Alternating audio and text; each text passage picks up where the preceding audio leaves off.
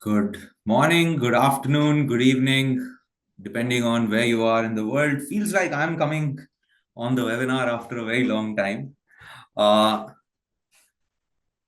Dr. Anjali Agrawal, if you could turn on. Yes, there you are. Yes, welcome to episode number 70. Imagine, of the unboxing AI webinar series. If you don't know what this is, well, every Thursday, 11 a.m. Eastern, 8:30 p.m. India time, we will call one of our friends, collaborators, well-wishers, partners, customers onto the podcast and ask them some interesting questions about AI, trying to unbox their perspective on the subject. If you don't know what Kapil is, well, we are your friendly neighborhood AI platform, helping you bring all of the world's AI, clinical AI, into your clinical workflows. Hundreds of amazing AI developers out there through a single user interface, single tech channel, and single procurement channel, right into your packs, right into your workstations, without having to deal with the nuances of working with 50 different companies for 50 different products. Well, shameless self promotion aside, today we are honored to have Dr. Anjali Agrawal on the webinar.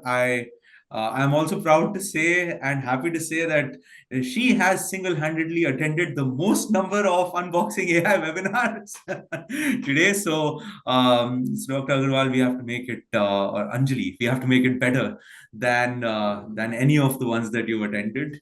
Uh, in terms of introduction, I'm sure many folks here, many folks listening in already know her, but she is a founder member and the vice president of the Society for Emergency Radiology in India. So she's a preeminent ER rad here.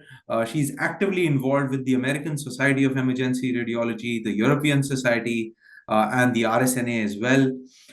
She is, I think, one of the few but growing number of American board certified radiologists in India. She's a fellow of the American Society of Emergency Radiology and a fellow of the Indian College of Radiology as well. Uh, she did her, I think, both her undergrad and postgrad from AIMS in New Delhi, and did her radiology training from the Baylor College of Medicine in Houston. I think. Anjali, you have downplayed the bio that you've sent to us. I think I, Anjali, along with Dr. Kalyanpur, have kind of started the teleradiology revolution in India. The so-called Nighthawk service and all that. So, thank you, Anjali, for coming here. Means the world. Vidur, thank you so much. It's really a pleasure and an honor to be on this forum. And many thanks for this generous introduction. No, Uh, I don't think it was generous enough. But so for everybody there, before joined the webinar, we were talking amongst ourselves, and the first words that Anjali said were, Vidur, the field is moving so fast. So I stopped her right there, and I was like, I would like to know what you think, but not right now. Half an hour later.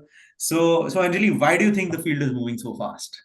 Um, well, on the superficial front, Vidur, I like to speak on the subject because I've been involved with research in my own group and being in the field of emergency teleradiology, where I think efficiency and good processes is they're really key. They form the foundation of a practice that is successful.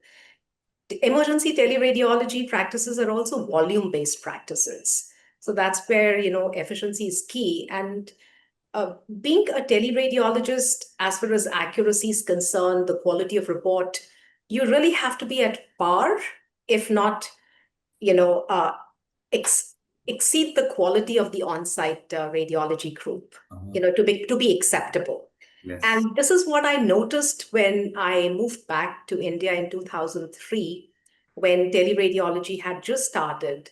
So I think to be able to provide services, international services, quality was absolutely critical.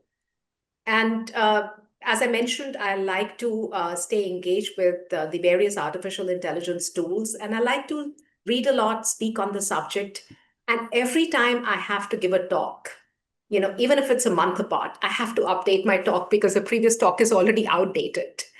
And I'll give you an example, like, the triage tools. I mean, what I said, this less below 10-minute MRI is going to be a reality. And I noticed that within 4 months, it was already commercially available.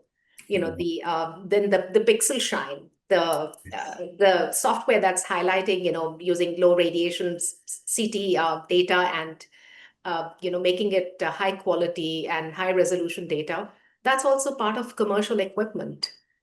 Then in terms of the LLMs, I mean, the progress has been just mind blowing. I mean, not just just the textual data, but even analysis of the images. And I just gave a talk like last month on foundation models. Just introduced what the future is. And just yesterday night, I saw, oh my God, the FDA, the multi-triage foundation model has got this FDA approval. So I think that's how the field is. So if you want to stay up to date, you have to pretty much update your knowledge on a weekly basis. But Anjali, if I was to play devil's advocate just a little bit, Yeah. like, do you see this, if I may call it, industry or research progress? Do you see it come into your clinical workflow at the same rate? Unfortunately, no. Hmm. So, a lot is coming out on the research side, publications in the lab, but it's not translating at that pace on the clinical front, the actual, practice where it really matters. And there are multiple reasons for that, Vidur. I mean, we, as a teleradiology group, we have a full IT team, AI team. We are using our own PACS-RIS system, and we have some of our own triage tools. So the tools have undergone for example, the intracranial hemorrhage tool. And, we started developing it in late 2016, 2017. The first iteration, though it seemed very good, the metrics, but when we actually incorporated that in our workflow, live workflow, a specificity of 87% was bad because there were just too many false positives. And by the end of it, after a week, I had to tell IT team to just take it off my workflow because I was just suffering from so much fatigue by being alerted by all those reds on my wrists. So I think in terms of implementation, there are a lot of challenges. They don't work as well in the real workflow. Number two, there are a lot of technical challenges. So we kind of came up with, multiple iterations after that. The tool works really well now. And it not only just, detects segments, hemorrhage, characterizes, localizes it, quantifies it, midline shift and fracture, as well as hydrocephalus. But when it comes to integration, the volumes on the radiology side have also just multiplied. They've Hmm. blown out of proportion. So the infrastructure is finding it difficult to keep pace with the volumes that are skyrocketing. And on top of that, when you integrate the AI, it just stresses the system even further. So Interesting. off and on, when we have a sudden influx of new contracts in hospitals, we have to give the AI tool some rest Yeah. till we are able to cope with the new volume and have Hmm. more space or compartmentalize our data centers in such a manner that we're able to kind of make them operate seamlessly. That is very interesting and very, very unique and insightful. Like, that essentially, when you get a new contract as a teleradiology company, your bandwidth goes so much towards just catering to that customer that adding a layer of AI can be a Yeah. burden rather than something that relieves you of that burden. Right, Very, right. very interesting. However, Yeah. with the tools that have been very helpful are the large language model tools that we've developed. Yeah. Tools that have helped us in our workflow. Like, for example, detection of the critical value cases. As you know, it Hmm. is very important, the verbal communication, if you've seen a critical value in your report. Although, we are aware of what the critical values are, but when it's too busy, you tend to miss a few. So we have people in our team who actually look at the finished reports to ensure that all the critical values have been called in. So Interesting. now with this new tool that we've developed, it recognizes the critical values with a fairly high accuracy. I mean, the negative predictive value is very good.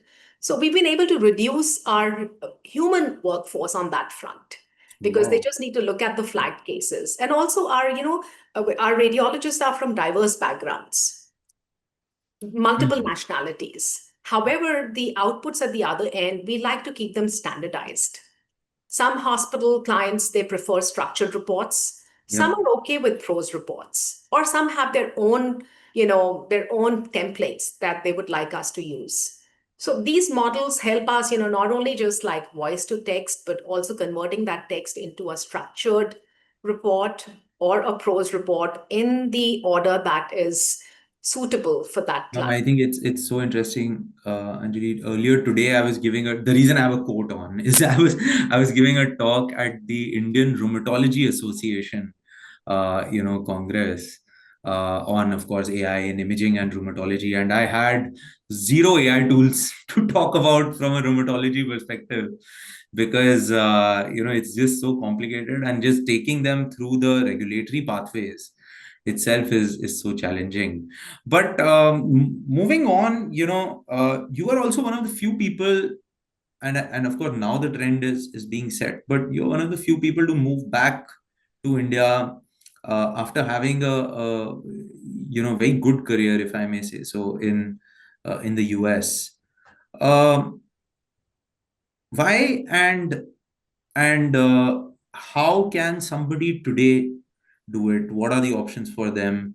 If I'm like a 35-year-old radiologist, wanting to move back to India from the US, how do I make that happen, and why did you do it? Very interesting. I'm very happy to talk on the subject. So I moved back in 2003, Vidur, and How I, many years were you there?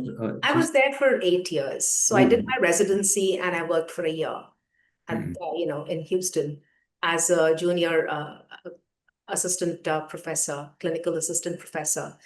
I think that this choice is a very personal one. Of course, it's directed by what your professional expectations are, but I think more of it is personal as well.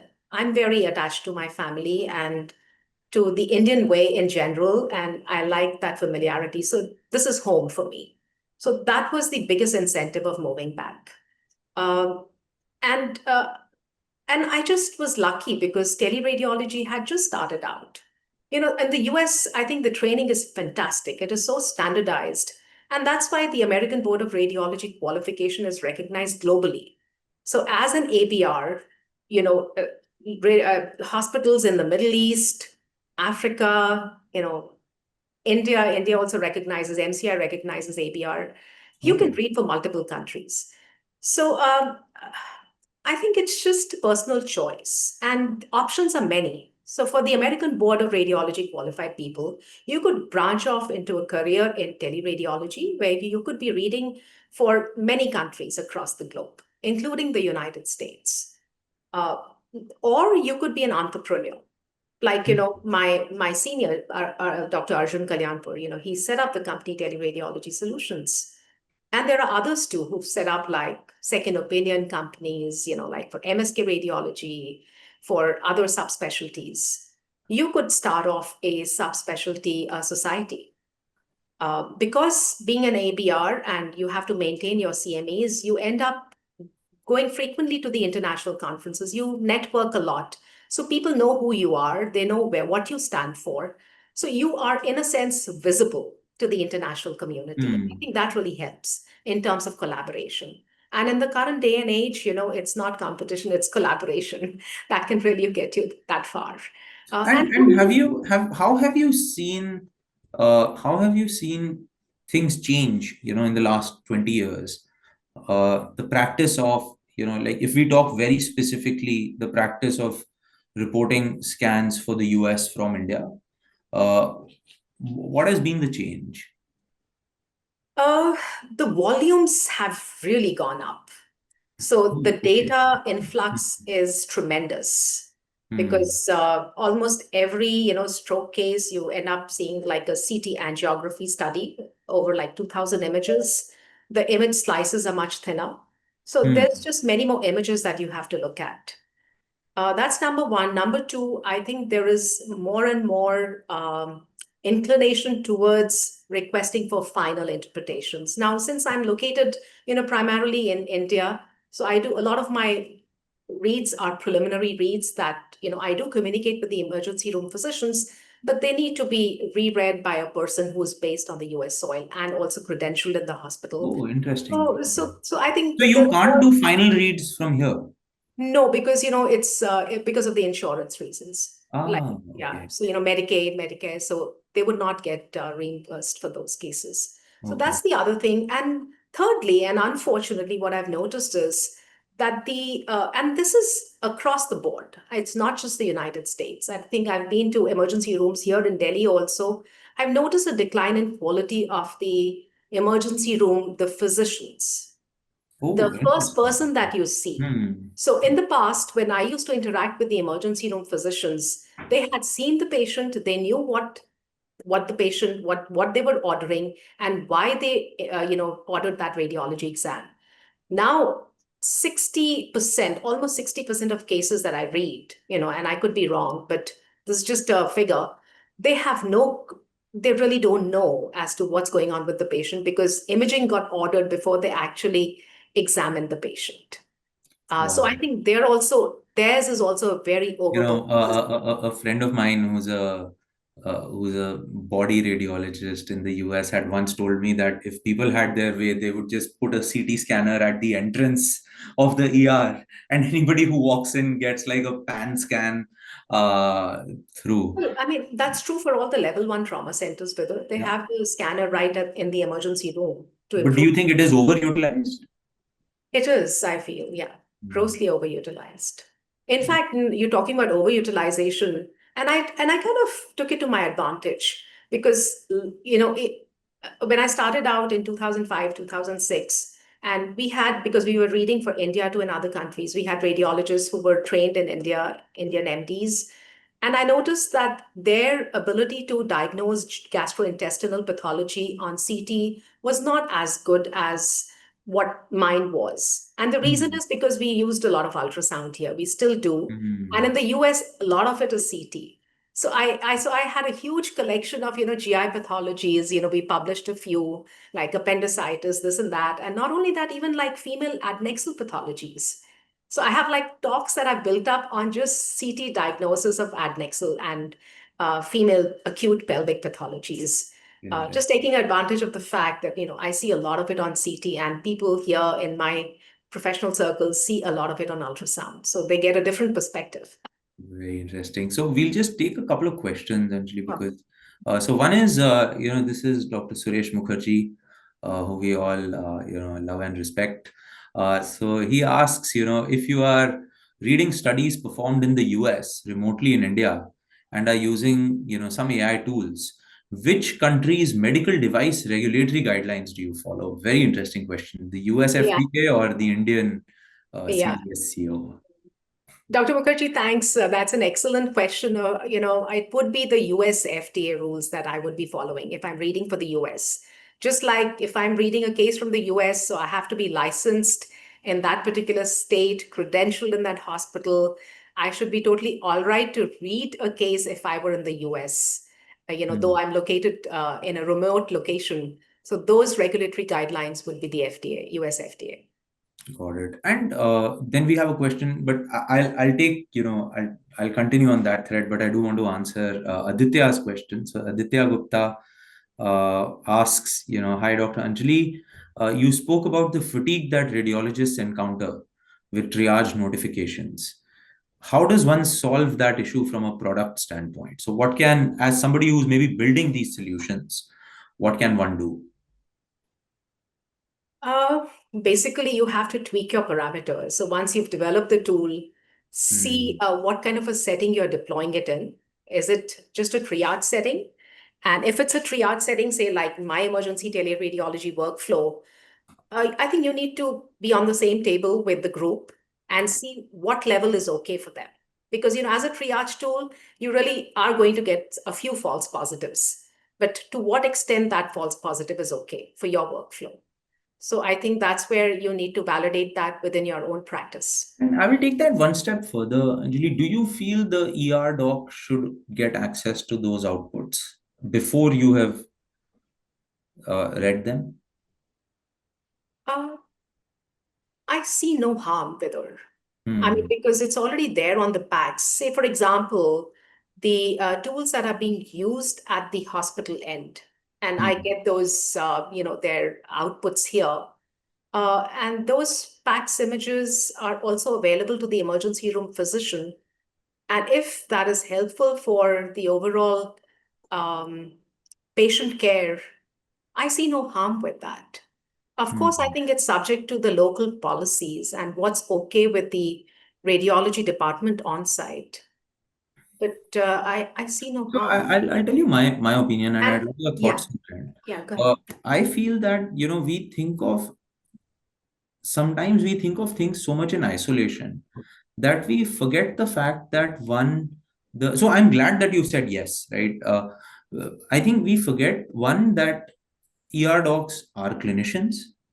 Clinicians may not be radiologists, but they can see images and they can, be trained to identify a bleed, an infarct, a fracture, appendicitis, pancreatitis, whatever it may be. Maybe not to the same extent, but at least to figure out with some degree of confidence whether the AI is getting it wrong. Because I think that is the fear, right? Like of a false positive or a false negative being acted upon prematurely by a ER doc. So I think, Vidur, in that case, that's where the education is important. Correct. When the department is deploying some AI tools, education of every person who's involved in that patient care Yeah. uh, is absolutely essential.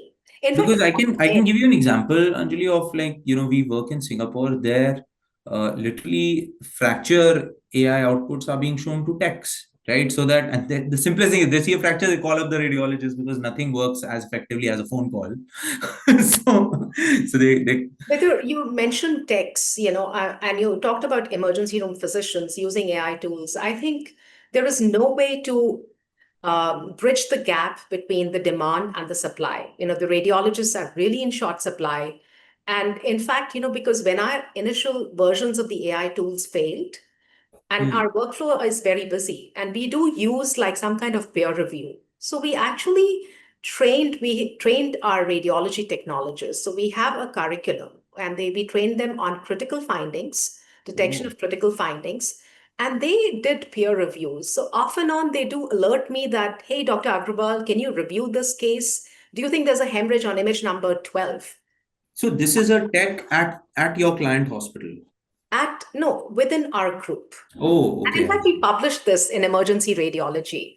Hmm. And so this is one of the ways we try to meet the shortage that we have of radiologists and use them for peer review of cases Interesting. in the live workflow.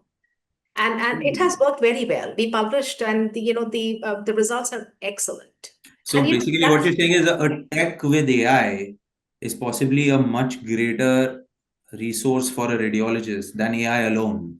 Maybe that's one way to absolutely, understand because AI is still AI. It cannot really match human intelligence. it. The Hmm. errors that humans make and artificial intelligence makes, I mean, they're different types of errors. So they would be complementary. Of course, it's Interesting. subject to what the local regulations are. I mean, is it permitted legally? But Yeah. I'm just telling you from the research perspective, the results were very good. Very interesting. I think we have a question from somebody who doesn't want to be named. Thanks for joining, Dr. Anjali. What are the different staffing models that you have seen utilized, and how are they impacting the behavior of radiologists, such as surge pricing? Oh, so this is a teleradiology question. Basically, how do you find enough radiologists in the middle of the night to report your scans? So whether we have a very interesting model, Hmm. our radiologists are located in different time zones. So we have radiologists who are based in the US, and there are radiologists who are outside the US, in India, Europe, Middle East, and the Far East. So based on where their location is and what their preferred work time is a schedule is made. Of course, there are certain crisis days, holidays, etc., when we all work at odd hours. And then, you know, so the schedule is ready, and the schedule is made based on what the expected surge volumes are at a Hmm. particular time. Say if the surges are maximum at 9 a.m. Indian time, between 9 a.m. Indian time to 1 p.m. Indian time, that's when you'll have the maximum radiologist overlap. Oh, okay. And in case the surges come at odd hours, in that situation, a message is sent out by the operations team to all the radiologists on our internal communication system, and whoever is available just logs in voluntarily. So be it for Hmm. half an hour, 45 minutes, 1 hour, depending on how much time is available.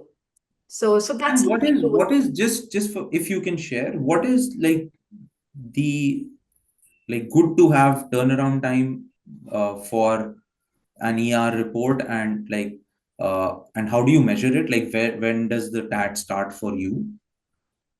Okay, so two pairs, it depends. The report turnaround time, say it's a stroke case. Hmm. Hmm. The accepted report turnaround time is less than 15 minutes, Oh my. ideally as soon as And when possible. does it start? The It starts the moment you receive the notification, the moment you receive the facts and the images. Sometimes, we get the notification, but the images are not received. hmm. For a teleradiology company, you would start your turnaround time once you've received the complete data set. Hmm. and and then whether you look at the images fast and just quickly verbally communicate, so I've met my turnaround time requirements, and I can just report. I might take an extra minute or two to report. Interesting. And the communication is, stroke, yes, no, if yes, hemorrhagic or ischemic. Yeah, our reports are a bit more detailed than that. No, I Just mean like the first, like, you mentioned that the first one, yeah, the that there is no hemorrhage. Say if hmm. I see a hyperdense middle cerebral artery, I'll say I see a thrombus in the MCA, there is no hemorrhage. And I do see evidence of early ischemia in the MCA territory, or I don't. Interesting. No, that is, see, the reason I find that very interesting is because, you know, those hyper acute situations, if I may call it that, like you are kind of victim to data transfer speeds, right? Like you may be sitting there waiting for the scan, but till you actually get it, you can't, you know, uh, Mm. do much. Whereas a person in the hospital can get up, go to the console, look at the screen, True. and intervene. And that's what we've seen in some of our customers at Kapil, especially on the Southeast Asia side. AI doesn't help because the person just, like, the radiologist is right there, literally at True. the CT scanner. So Yeah, we've gone a long way. When I yeah. started in 2003, I was working with 256 kbps with multiple redundancies because I did not want a downtime. It was all emergency workflow. And Oh now we've gone wow. up to like almost 100 You were Mbps. doing ER reporting at 256 kbps. 256, My yes. God, yeah, Yeah. amazing. So So that's things have changed. wow. So as we draw to a close, Anjali, if a group of 25-year-olds come up to you and say, we want to build AI for you, what will you tell them to build? I think I would just go for a moonshot. Huh. Being an emergency teleradiologist, I would say that I want the AI to be my trainee, to Hmm. report like my trainee, my fellow, or my resident. So I want an end-to-end solution where I can just have like the images there, the report there, all measurements done, pathology detected, and all I have to do is just wet it or change or give some kind of a judgment call, So impression. in terms of productivity, like how much more productive would you like this to make you? Like 2x, 5x, 10x? What would be your threshold for saying that, wow, this is amazing? The more the better. The volume matters. The more the better, as long as I maintain my accuracy. And Yeah. I love the communication bit. So whether no Mhm. matter how busy the workflow is, if there's something critical, I always do it. I communicate myself. So not just critical, that is essential, but even something that's non-critical but interesting, Hmm. that's part of my learning process. And so that's how I build connections with the emergency room physicians at the other end. I So think that is an amazing note to end on. No matter how much AI you can put, communication is critical. yeah, And and also human touch. correct, of course, human communication. No, but thank you, Anjali. This was amazing, and thank you to everybody who joined. Uh, we will see you next week, same time, similar place. Thank Thank you very you. much. Thank you so much, Anjali. Thank Yeah, you. thanks, pleasure. Bye. Bye.